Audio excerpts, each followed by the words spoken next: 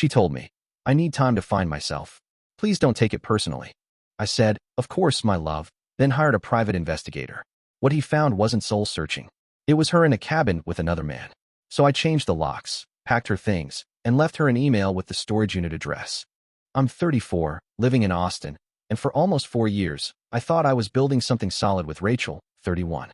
We weren't perfect, but we had history, inside jokes, plans for next summer's trip to Portland. We'd been living together in my condo for 3 of those years. I handled the mortgage, utilities, and most of the bills. She pitched in with groceries and errands here and there, and I didn't keep score. That arrangement seemed to work, or maybe I just assumed it did. About 3 months ago, she came to me with this quiet urgency in her voice and said, "I need more time for myself, like solo weekends. I just feel like I'm losing my identity a little." She wasn't angry. She wasn't dramatic, just tired. She said she wanted space to journal, hike, maybe stay over with a friend now and then. "Please respect that," she added gently, like she'd already rehearsed the line. Of course I said yes. I believed in autonomy in relationships. I told myself, everyone needs time to reset. This is healthy. But there was something in the way she said it that made my chest feel tight. Still, I didn't want to be that guy who jumps at shadows. So, she started doing her thing. Usually 1 weekend a month, sometimes 2. Left on a Friday, back by late Sunday. She always returned lighter, smiling, like something had been lifted off her. Her skin glowing like she'd just had a spa day. The first time, I was just happy she seemed recharged.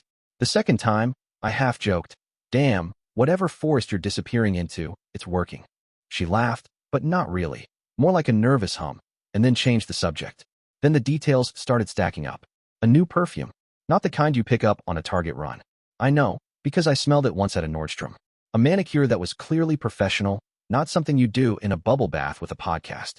A gym bag that never seemed to go to the gym. And sometimes, a slight delay in replying to texts during those weekends. "Sorry, reception was bad on the trail," she'd say. But her Instagram stories told a different tale. No posts, no signs of actual hiking. I pushed the doubt aside. I wanted to believe her. But it kept pressing on me, quietly, steadily. Still, I didn't say anything until one night when she came home after one of her solo trips, looking euphoric.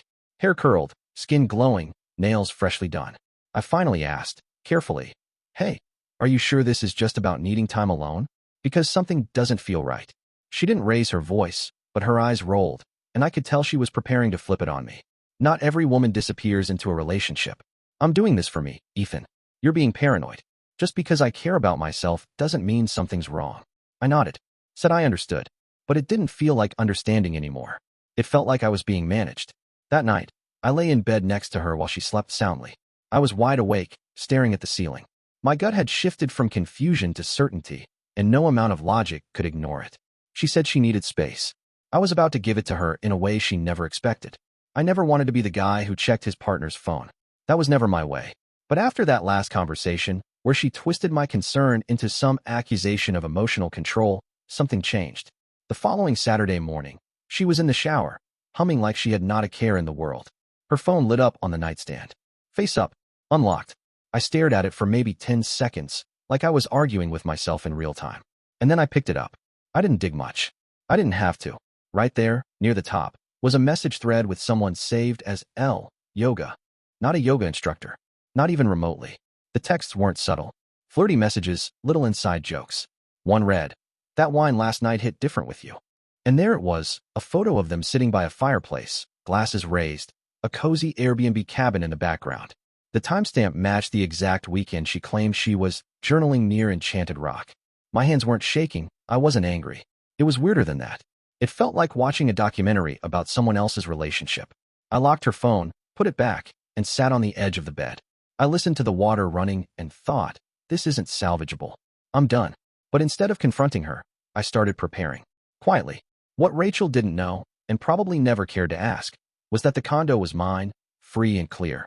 No mortgage. She had never been added to anything official. Not the utilities, not the HOA. Legally, she was a guest, not a tenant. That mattered. So I made a call to a lawyer that Monday. Ran through everything. Timelines, legal rights, best steps forward. I didn't want to embarrass her, and I wasn't looking to drag this out. I just wanted her out of my space. Cleanly, clearly, and permanently. She had another solo weekend planned for 2 weeks later. Told me she'd be hiking in Bastrop. Might be out of signal for a day or two. I told her I hoped it brought her clarity. She smiled and kissed me like everything was fine. The moment she left Friday morning, I started moving. Her clothes, her books, her makeup drawer, the 3 mismatched mugs she'd insisted on keeping in the cabinet for character. All of it packed with care, labeled, and driven to a nearby storage unit I opened under her name. Nothing was broken. Nothing tossed. I wanted no drama, just distance. Saturday morning, I changed the locks, canceled her gate access, disabled her key fob. I reset the Wi-Fi password and had the smart home system wipe her profile. I even replaced the throw pillows she liked. Not out of spite, just cleansing. That evening, I sat in the living room, eating takeout alone, a soft playlist humming in the background.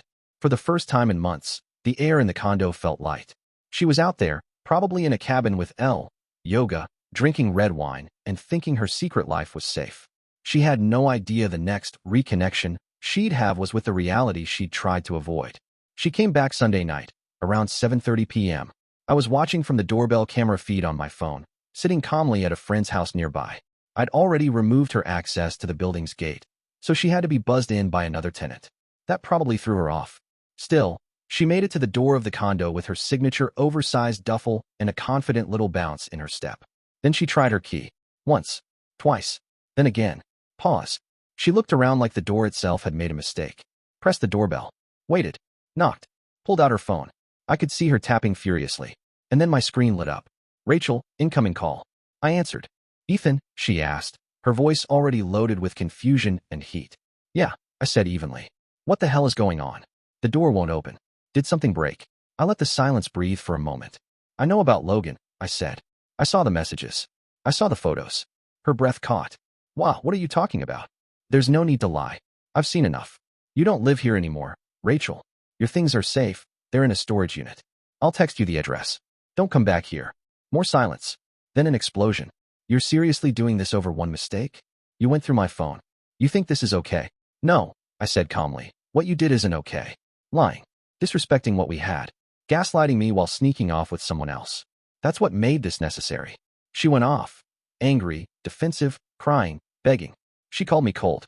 She said she didn't technically cheat, that it wasn't serious. That she just needed time to figure herself out. And Logan helped her reflect. I didn't respond. I let her burn herself out.